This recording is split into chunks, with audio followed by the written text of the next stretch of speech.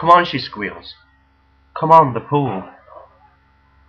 And then she's running and whipping through the darkness. And she launches herself. And you can just see her up in the sky, up against the sky, the arc of her body through the night sky, up and up and up and up.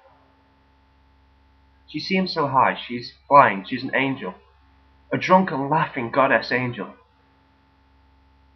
And then she arcs down and we're clapping and we're cheering, and then some of us thought we heard the splash. You do. When you think there's going to be a splash, you hear a splash. You do the work. But we didn't hear the splash. There was no splash, there was a crack. The cracking of her body. The harsh crack of her body against the concrete. Then there was silence.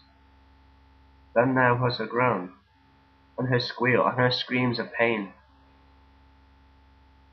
We edge forward in the darkness, our naked figures moving forward in the dark until we're at the edge of the pool.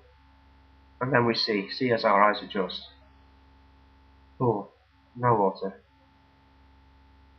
Just hints of water in the pool now drained. And there in the middle of the concrete, her body twisted and crunched and crushed, and her noise, now animal, no more of God or angel. We don't speak, we don't look at each other. We're too together now to need or to look or to speak to each other at all. And we climb down into the pool, and we stand around her. She was still conscious then, still screaming and crying and jerking. We wanted to feel what she was feeling. She is one of us. We are artists. No, we're people. We wanted to feel what she was feeling, share the pain, but it didn't happen. We stood. We stood and we watched the jerking, and we heard the screams, and we stood and we watched, all of us. We couldn't do anything, couldn't touch her, but we could have felt something. A life without empathy is... She didn't jerk for long. She went. Did she die? I suppose for a moment it crossed my mind, and I was... No, she didn't die.